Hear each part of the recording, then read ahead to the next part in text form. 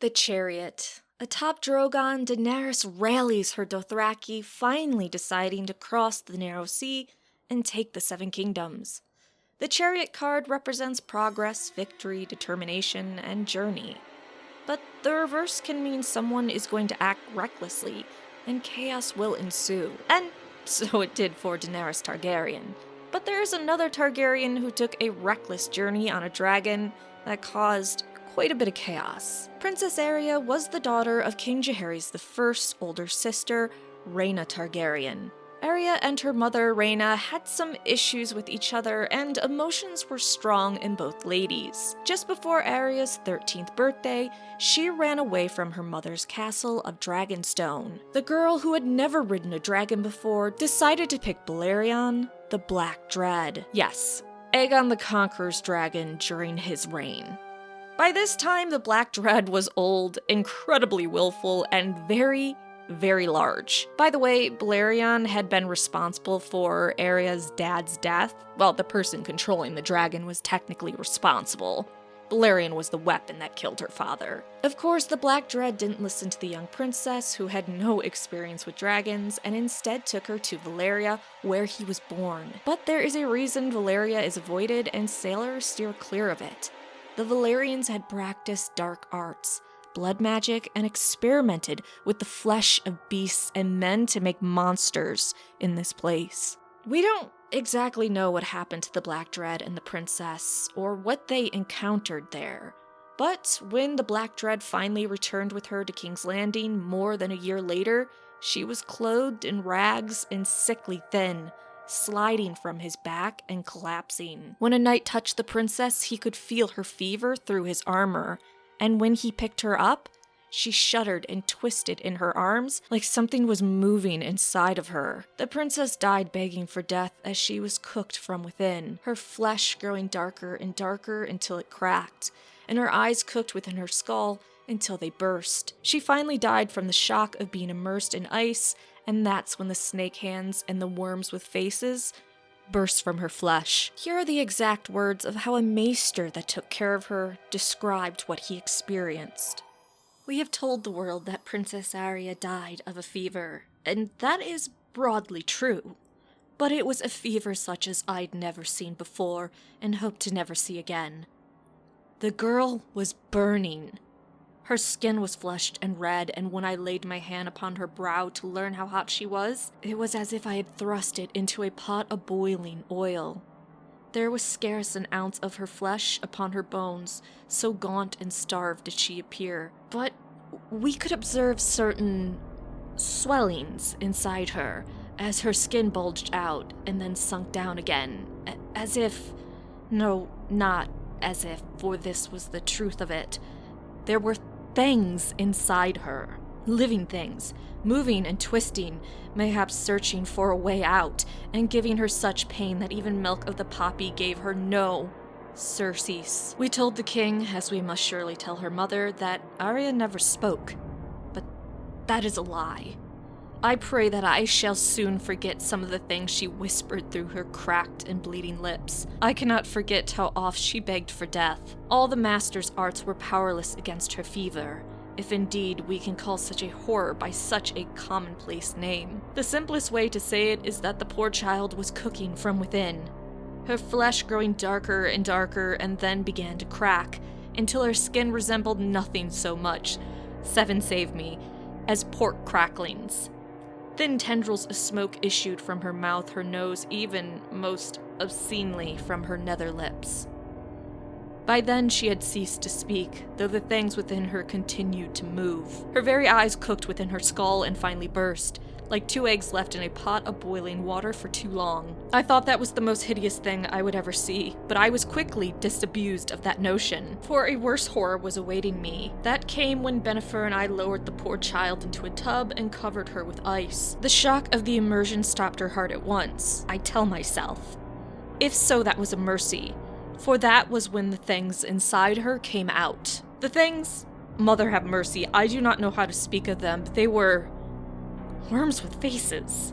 Snakes with hands, twisting, slimy, unspeakable things that seemed to writhe and pulse and squirm as they came bursting from her flesh. Some were no bigger than my little finger, but one at least was as long as my arm. O warrior, protect me. The sounds they made. They died, though. I must remember that, cling to that. Whatever they might have been, they were creatures of heat and fire, and they did not love the ice, oh no. One after another they thrashed and died before my eyes, thank the seven. I will not presume to give them names. They were horrors.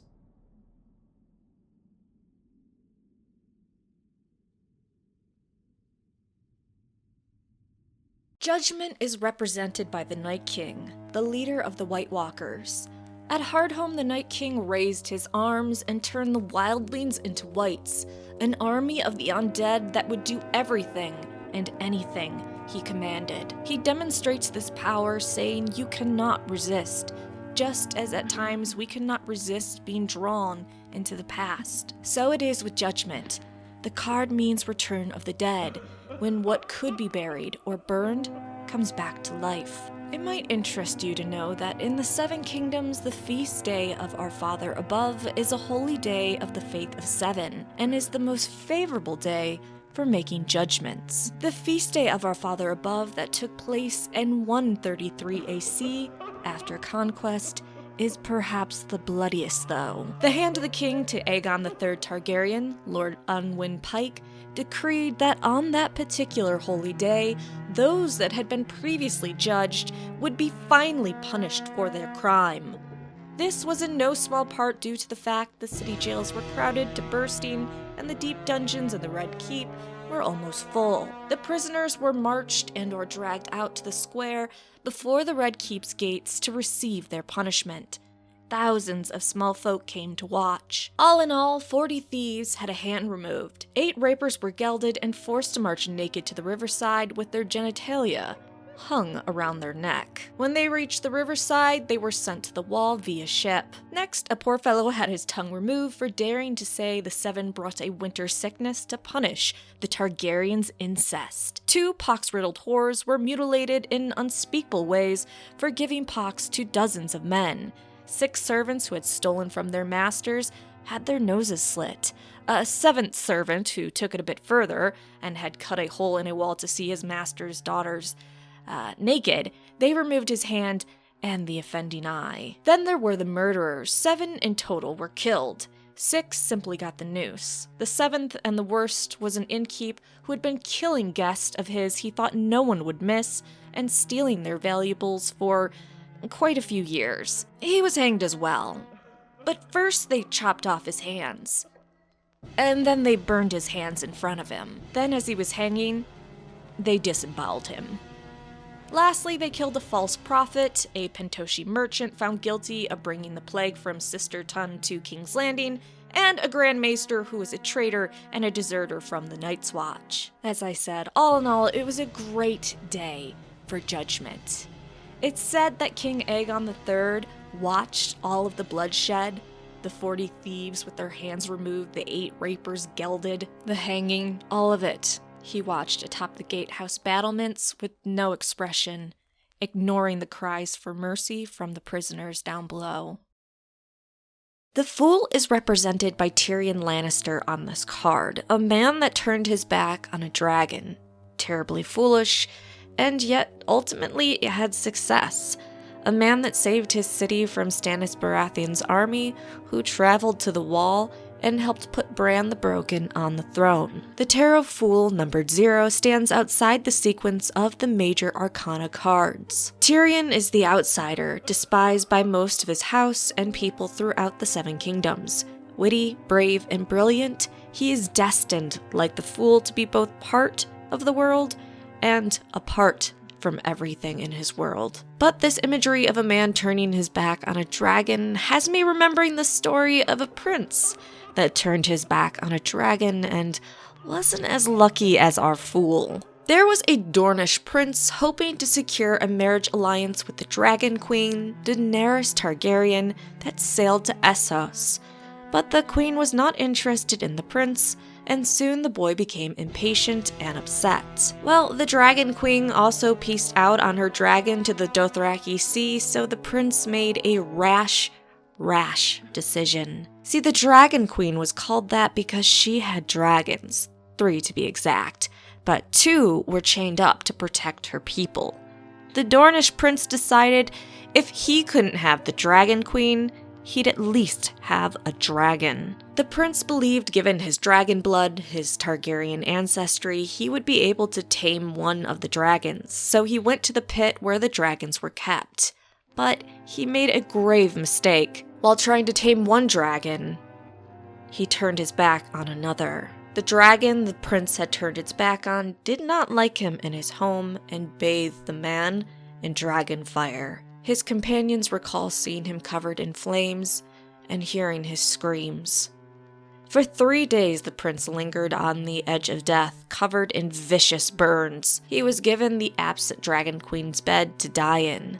The room and everything in it reeked of blood and smoke, but Daenerys' people continued to care for the prince. The prince had no lips and was so horrifying to behold that the queen's cupbearers couldn't even stand the sight of him. But one brave queen's aide tended to him day and night, giving him water and milk of the poppy when he was strong enough to drink, listening to the few tortured words he could gasp out occasionally, reading to the suffering man when he fell quiet, and sleeping by him.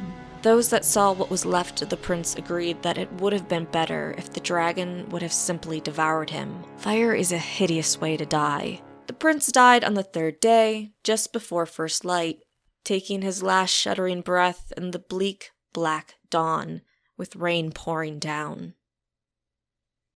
Carly representing balance and adjustment. The card tells us that Samwell is a gentle soul that must adjust to the harshness of his new environments, the first being his awful father, and then the Night's Watch, where he needs Jon Snow to help him survive the brutality of the Wall. Despite not being a fighter, Samwell manages to destroy a White Walker with dragonglass, and uses his mind, his greatest resource, to research how to stop the undead and save Westeros. The 2 candles on either side of Samwell represent past and the present. As well, Samwell pores over the texts, looking for secrets in old books and scrolls to help save the world. But let us pull away from Samwell and instead talk about the reverse. A man that didn't have patience, balance, adjustment, and moderation, and instead made a tragic mistake. In Essos, there is a city called Volantis. Volantis is ruled by 3 triarchs, picked annually through pretty chaotic elections held for 10 days. But during the Century of Blood, the 100 years after the doom of Valyria, there was a triarch named Harano. Harano was a great war hero and much loved by the people, so loved that he had been elected 40 years in a row. But Harano grew impatient and bored of the 10 days of election shenanigans that happened every year. Why should he spend any time on election events when he was always going to be picked anyways? Given that, Harano declared that he would be a triarch for life, so he didn't need to attend or participate in any elections anymore. The people of Volantis quickly turned on Harano, their loved war hero, because a war hero could not compete with ancient customs that he was breaking. They seized the man, stripped him of his rank and title, and had him torn apart by elephants.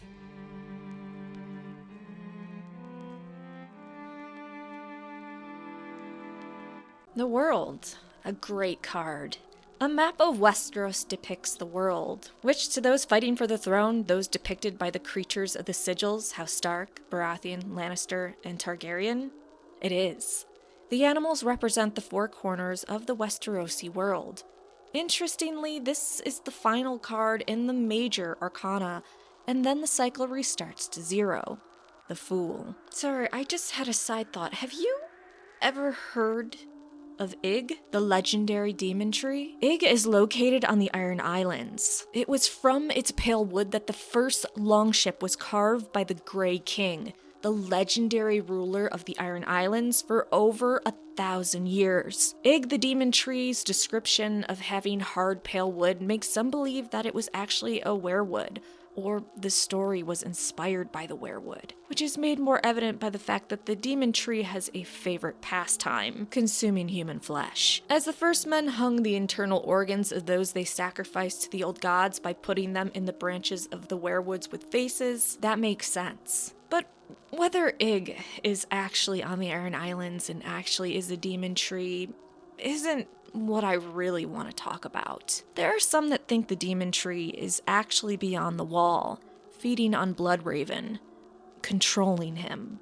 That the demon tree is the great other that Melisandre fears, and now it has Bran in its clutches, and once it controls Bran, it will sit the Iron Throne in the end, ruling the Seven Kingdoms, its own world. The Hanged Man may seem familiar, a little uncomfortably familiar. The Hanged Man is House Bolton's symbol, a very literal depiction of what they love to do to their enemies. The Hanged Man symbolizes life in suspension, waiting. The figure must endure a delay that is necessary before moving forward. During the wait, he has a higher level consciousness and has a different perspective and experiences a powerful rebirth, much like Theon Greyjoy did when he saved Sansa. But for such an optimistic card, the symbol used for the Hangman isn't. Unsurprisingly, the house the Flayed Man represents, the Boltons, were longtime enemies of the Starks. The Kings of Winter fought the Boltons, called the Red Kings at the time, many times before finally bringing them into the Northern Realm. All those battles were not a victory for the Starks. Some of the Red Kings wore cloaks made from the skins of Stark princes they had captured and flayed, while another Red King just loved shoving his hand into the stomach of his enemies and pulling out their entrails with his bare hands. Unfortunately, once the Boltons were conquered by the Starks, they were told to abandon their practice of flaying. And supposedly they did, if you ask them. If you were to visit the Bolton home, the Dreadfort, you might find a hidden chamber where they display the skins of their enemies, and you might even spy them secretly flaying their prisoners. The Tower can be a terrifying card to behold. It is represented on this card by the tower Bran was pushed out of by Jaime Lannister, after the boys saw the Lannister siblings making love. The tower in this card represents a construct, the lie of Cersei's marriage to Robert Baratheon, and the lie who her children's father truly is. But Jaime's actions do not save the construct. The old tower is already unstable.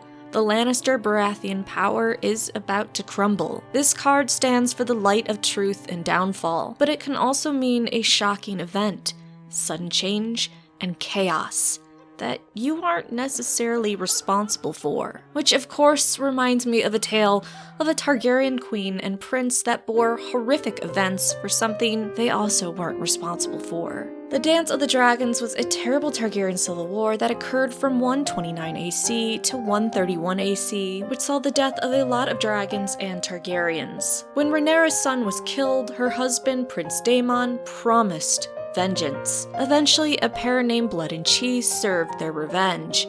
Slipping into the Red Keep, they grabbed the Queen of the Iron Throne, Helaena Targaryen, wife of King Aegon II Targaryen, and her children, twins Jaehaerys and Jaehaera, who were 6 at the time, and her youngest boy Maelor, who was 2. They made the queen choose which of her sons would die, an impossible choice for any mother. She wept, she begged, she offered her own life. Anything to spare her children. It wasn't them that had caused Rhaenyra's son's death.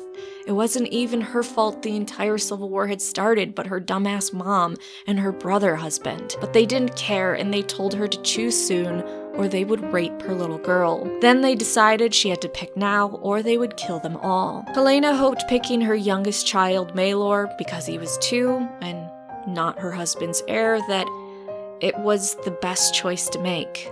So she picked him. But instead of honoring her decision, they taunted the little boy that his mommy wanted him to die, and instead they killed the eldest boy, 𝒿ℴ𝒽𝒻. This event would drive Helena to madness, and at the age of 21, she would kill herself by jumping from her window in Maegor's holdfast at sunset. This was following months of refusing to eat, bathe, leave her room, or even look at her remaining son. Helena was not responsible for the chaos forced on her and the tragic end to her life.